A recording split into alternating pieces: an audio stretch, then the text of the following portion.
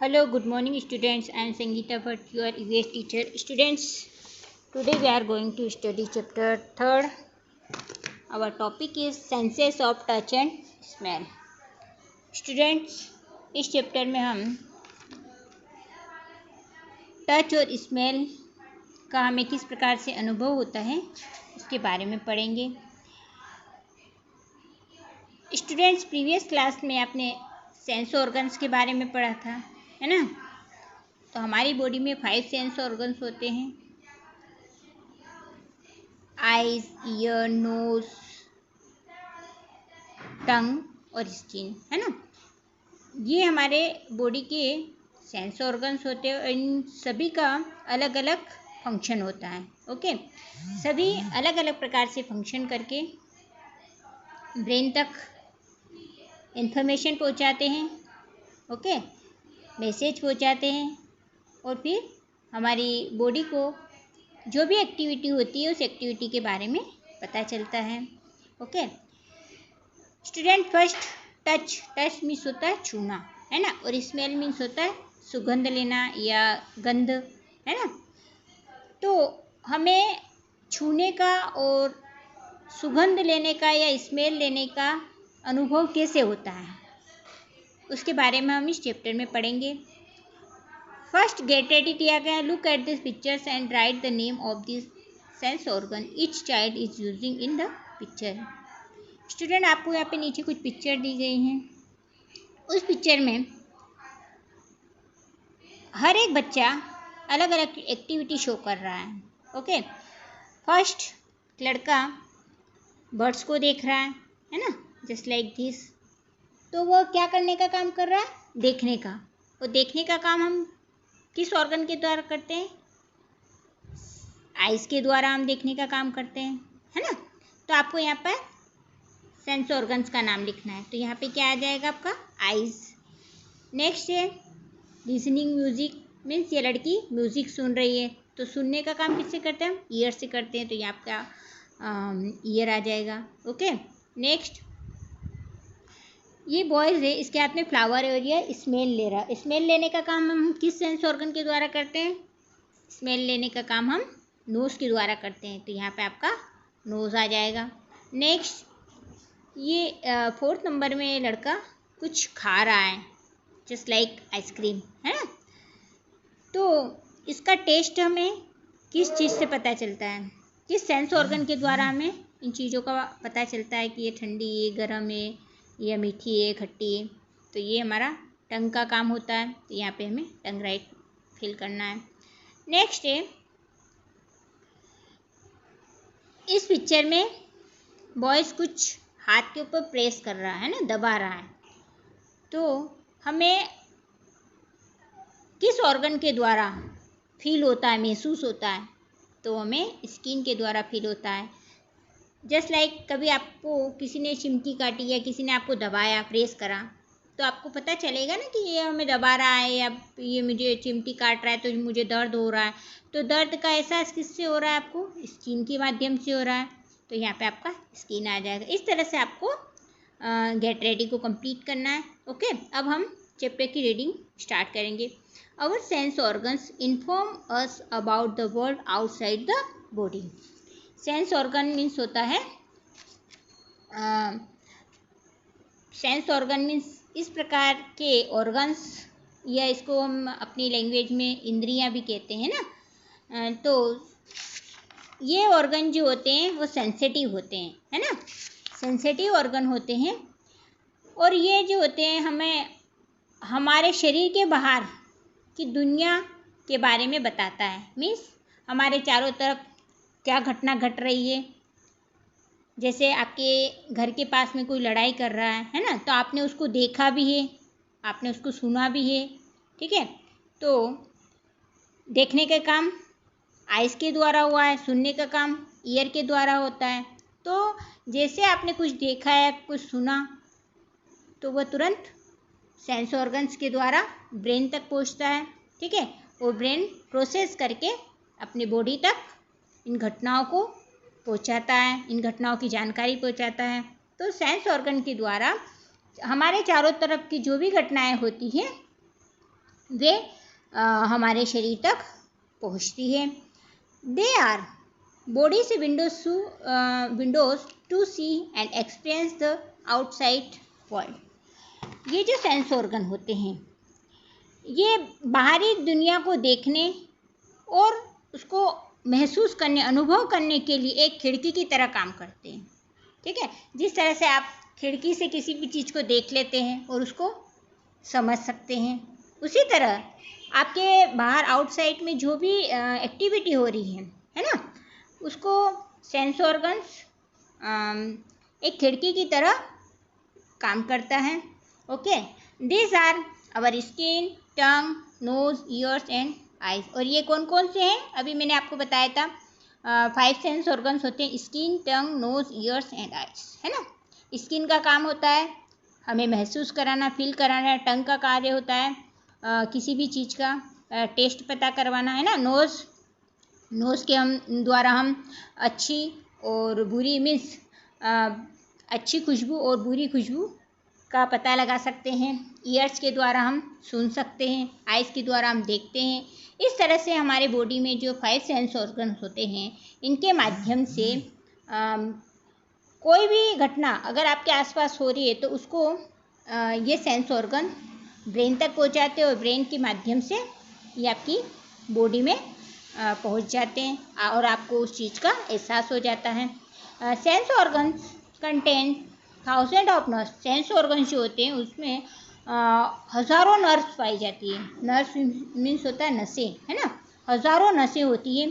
They pick up signals from the outside world and carry them to the brain. और ये जो नसें होती हैं ये बाहरी दुनिया में जो भी घटनाएं होती हैं उससे वे नसें कैच करती हैं और उसे ब्रेन तक पहुंचाती हैं। The brain processes the signals and sends a message back to the sense organs. और ब्रेन तक मैसेज जाने के बाद ब्रेन प्रोसेस करता है ना। ब्रेन तक जो भी सिग्नल पहुंचा है, जो भी संदेश पहुंचा है, उसको वह प्रोसेस करता है और वापस सेंस ऑर्गन्स तक उस मैसेज को भेजता है।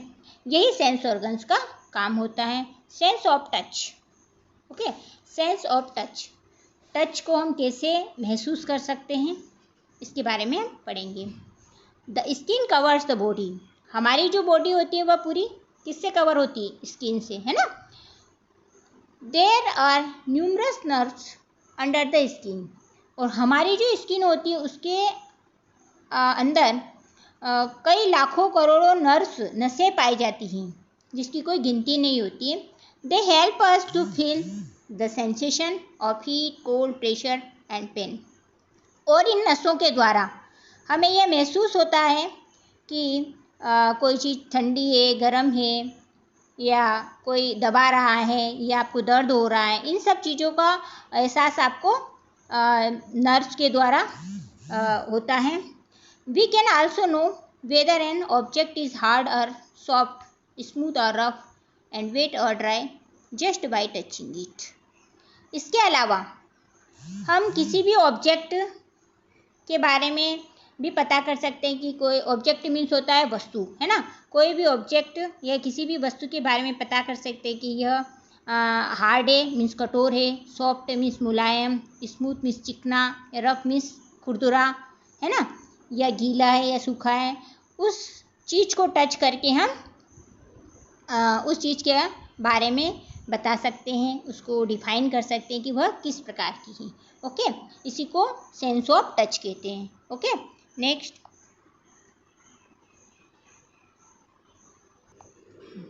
When we touch an object the nerves under our skin get pressed. जब हम किसी चीज़ को या किसी वस्तु को टच करते हैं तो हमारी स्किन जो होती है वो उसे प्रेस्ड करती है। Immediately the pressed nerves send the message to our brain. और जैसे ही वह नर्व्स प्रेस की जाती है तुरंत ही ये मैसेज कहाँ तक पहुँचता है? ब्रेन तक पहुँच जाता है। The brain informs us that what type of object we have touched. और ब्रेन हमें इस चीज़ का एहसास दिलाता है या इस चीज़ के बारे में इन्फॉर्म करता है कि आपने किस प्रकार के ऑब्जेक्ट को या किस प्रकार की चीज़ को छुआ था। जब कभी आप किसी चीज़ को छूते हैं या कोई चीज़ आपको छूती है तो आपको पता चल जाता है कि यह चीज़ कठोर है या फिर खुरदरी है या फिर गीली है या सूखी है ना। तो इन सब का जो हमें अनुभव होता है वो हमारे सेंस ऑर्गन्स के द्वारा होता है। ओके, अब हम पढ़ेंगे गुड एंड बैड टच। अभी हमने सेंस ऑफ टच के बारे में पढ़ा था, अब हम गुड एंड बैड टच के बारे में पढ़ेंगे। ओके, गुड टच क्या होता है, बैड टच क्या होता है, इसके बारे में हम इसमें एक्सप्लेन करेंगे। Ankit and Kabir did not perform good in the class test. Ankit और जो कबीर हैं उन्होंने क्लास टेस्ट में अच्छा परफॉर्म्स नहीं किया था। बोथ वर वेरी अपसेट, वे दोनों काफ़ी दुखी थे। They went home and told their respective fathers, वे घर पर गए और उन्होंने अपने आदरणीय पापा को बताया। अंकित से father at once put his arms around him and held him gently for a while. Arms means भुजाएं होती है ना। तो अंकित के पापा ने क्या करा, अपनी भुजाओं को उठाया, अपने हाथों को उठाया और अपने बेटे को गले से लगा लिया या अपने बेटे को दोनों हाथों से पकड़ लिया, है ना, कुछ समय के लिए। अंकित वाज टच्ड, तो अंकित को छुआ गया था, किसके द्वारा, उसके पापा के द्वारा। He realised his mistake and made up his mind to do better next time. तब अंकित को रियलाइज़ हुआ कि मुझे किसी ने छुआ था और उसको ये रियलाइज़ हुआ कि मैंने मिस्टेक करी है, मुझसे गलती हो गई और मैं नेक्स्ट टाइम अच्छा करूँगा। कबीर से father on the other hand became very angry, जबकि कबीर के दूसरी तरफ जो कबीर के पापा हैं उन्हें काफ़ी गुस्सा आया। He scolded Kabir and even slapped him. Scolded mean डांटना, स्लैप्ड मीन्स मारना। कबीर के पापा को गुस्सा आया और उन्होंने पहले कबीर को डांटा और फिर उनको चांटा मारा। कबीर फेल्ट वेरी हर्ट, और कबीर को यह सब देखकर काफ़ी हर्ट हुआ, काफ़ी दुख हुआ, है ना। People touch in different ways, some touches make you feel nice, warm and comfortable. लोग अलग अलग तरीके से छूते हैं। कुछ लोगों के छूने से हमें अच्छा फील होता है, कंफर्टेबल लगता है ना। Such a touch is a good touch, और इस प्रकार के टच को गुड टच कहा जाता है। मीन्स जिस तरह से अंकित के पापा ने अंकित को छुआ था, उस तरह से अगर कोई आपको टच करता है तो वह एक गुड टच होता है। ओके, मीन्स प्यार से उसको दोनों हाथों से पकड़ा, फिर उसको समझाया, है ना, तब उसको रियलाइज़ हुआ कि मैंने कुछ मिस्टेक करी है और अब मैं नेक्स्ट टाइम अच्छा करूँगा। तो इस प्रकार के टच को गुड टच कहते हैं। समटाइम अ टच में make you feel uncomfortable, fearful and unsafe. अब कभी कभी या कुछ समय आपके साथ से ऐसा होता है कि आपको कोई इस तरह से टच करता है कि आपको अनकम्फर्टेबल फील होता है, आप असुरक्षित महसूस करते हैं, आपको डर लगता है और आपको ऐसा लगता है कि मुझे इस तरह से क्यों टच करा है ना। तो इस प्रकार के टच को बैड टच कहा जाता है। जैसा कि कबीर के पापा ने कबीर को टच करा, कबीर के साथ जो बिहेव करा वह बैड टच में आता है। If you feel that someone is touching you in a bad way, immediately inform an elderly person और योर मदर अबाउट इट। यदि आपको कभी ऐसा महसूस हो कि आपको किसी ने गलत तरीके से छुआ है तो आपको तुरंत ही अपने बड़ों को या अपनी माँ या अपने पिताजी को इसके बारे में इन्फॉर्म करना चाहिए, इसके बारे में बताना चाहिए। तो स्टूडेंट, आपने देखा कि गुड टच और बैड टच क्या होता है। गुड टच वह होता है जिसमें कि आदमी को कंफर्टेबल, है ना, और अच्छा फील होता है।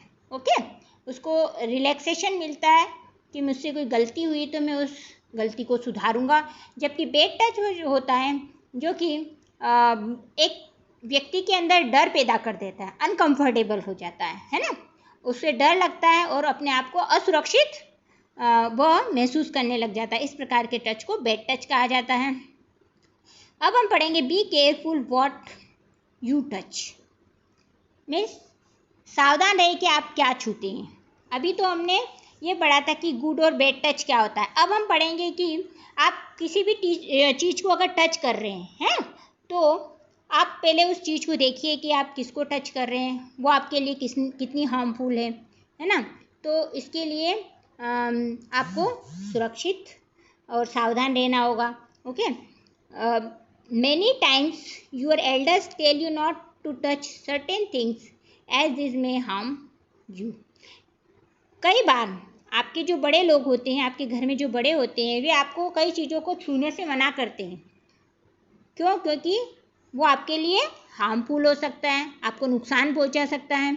You must not touch thing that you are not asked to. तो आपको ऐसी चीज़ों को नहीं छूना चाहिए जिसको छूने के लिए आपको मना किया गया हो, है ना।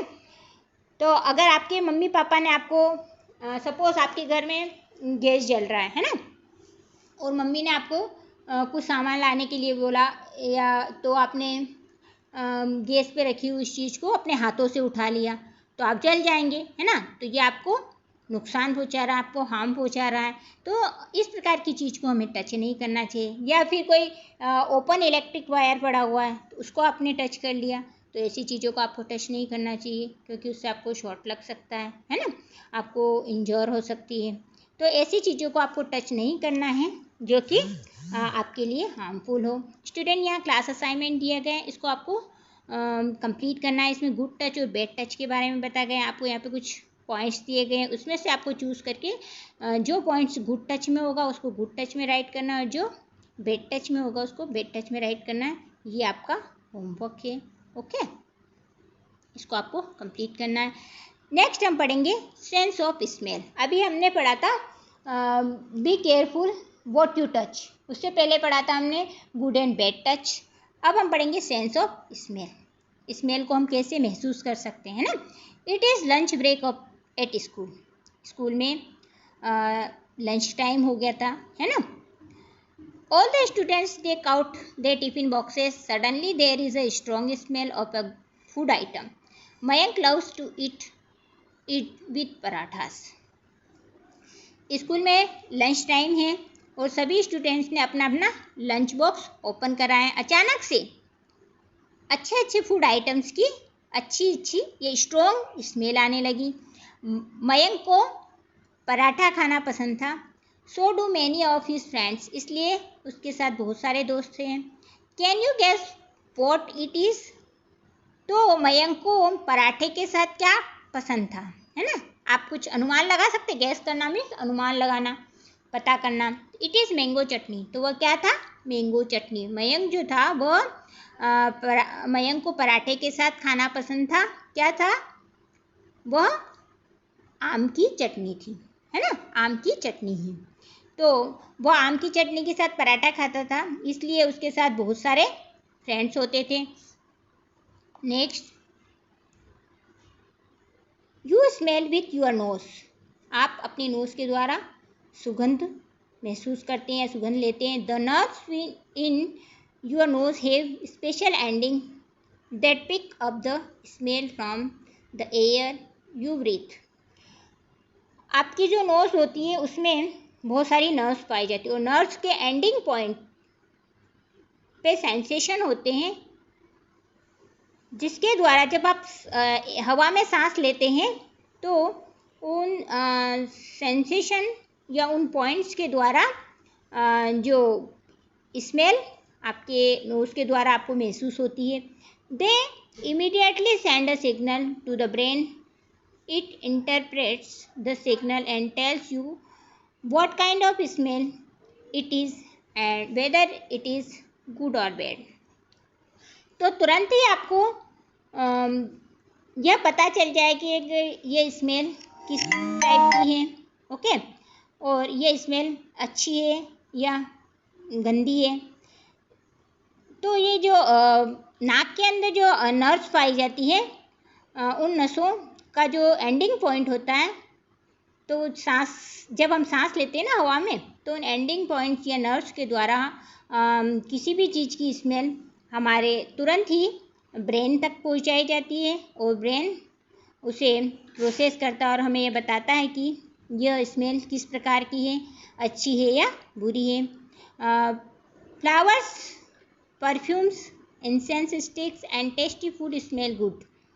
फ्लावर्स मीन्स फूलों की खुशबू, परफ्यूम्स है ना, इत्र, इंसेंस स्टिक्स मीन्स अगरबत्ती, और अच्छा टेस्टी जो भोजन होता है उसकी स्मेल अच्छी होती है। The smell of rotten garbage, choked drains and unclean toilets is fuel. जबकि रोटन गार्बेज मीन्स जो सड़ा हुआ जो कचरा होता है उसकी स्मेल, और आपके घर के जो ड्रेनिंग सिस्टम होते हैं जैसे नालियाँ हुई है ना, टॉयलेट हुआ, ये जो भी अनक्लीन होता है, जो गंदा होता है, उसकी जो गंदी स्मेल होती है ना, उसकी स्मेल कैसी होती है, सड़े हुए कचरे की, चॉक्ड नालियों की और अनक्लीन टॉयलेट की स्मेल गंदी होती है। We can not smell very well when we catch a cold. और जब कभी आपने देखा होगा कि आपको सर्दी हो रही है ना, तो सर्दी के समय आपका नाक बंद हो जाता है और आपको उस स्मेल का, उस सुगंध का पता नहीं चलता है कि ये स्मेल अच्छी है या गंदी है। तो स्मेल का जो पता है वह हमें उस चीज़ को देखकर लगता है कि वह चीज़ किस टाइप की है, वह चीज़ अच्छी है या बुरी है, तो उसको देखकर हम स्मेल का पता लगा सकते हैं। और हम अपने नोज़ के द्वारा भी स्मेल को महसूस करते हैं, स्मेल का पता करते हैं। इस तरह से हमने स्मेल के बारे में या सेंस ऑफ स्मेल के बारे में पढ़ा है। शो योर कंसर्न, है ना, show your concern. The people who cannot see, hear, talk or walk are known as differently abled people. वे लोग जो कि डिफरेंटली एबल्ड लोग मीन्स अलग टाइप से, वे लोग जो कि विकलांग होते हैं, जो कि अपने पूरी शारीरिक रूप से अक्षम लोग, जिसको हम शारीरिक रूप से अक्षम लोग कहते हैं, जो कि जिनकी बॉडी में कोई ना कोई सेंस ऑर्गन काम नहीं कर पाता, डैमेज होता है, तो इस प्रकार के लोगों को हम डिफरेंटली एबल्ड पीपल कहते हैं। If one of the sense is damaged, other senses become well developed to make up for it. यदि हमारी बॉडी में कोई एक सेंस ऑर्गन डैमेज है ना, तो दूसरे जो सेंस ऑर्गन्स हैं वह उस सेंस ऑर्गन को डेवलप करने में डेवलप करता है और उसके वर्क को कंप्लीट करने में हेल्प करता है। For example, someone who has lost her his site means दृष्टि, है ना, may have a very good sense of hearing. यहाँ पे एग्जांपल दिया गया, यदि कोई व्यक्ति है जिसको जिसको जो देख नहीं सकता है ना, तो उसके अंदर हियरिंग वाला मीन्स सुनने का जो सेंस होता है वह काफ़ी अच्छा होता है ना, क्योंकि जो देख नहीं सकता है वह सुनकर उस चीज़ के बारे में जान सकता है, उसका अनुभव कर सकता है, उसको महसूस कर सकता है। ओके, तो सेंस ऑर्गन जो होते हैं वो हमारी बॉडी के लिए अत्यधिक महत्वपूर्ण होते हैं, एक विंडो की तरह काम करते हैं। ओके स्टूडेंट, यहाँ क्लास असाइनमेंट दिया गया है, इसको आपको कंप्लीट करना है। इसमें आपको गार्लिक मीन्स जो भी ऑब्जेक्ट आपको दिए गए हैं उसकी स्ट्रॉन्ग के बारे में बताना है, ठीक है। इसमें आपको जैसे गार्लिक दिया गया है, गार्लिक की स्मेल कैसी होती है, स्ट्रॉन्ग होती है, तो स्ट्रॉन्ग करना है, इसको राइट का निशान लगाना है।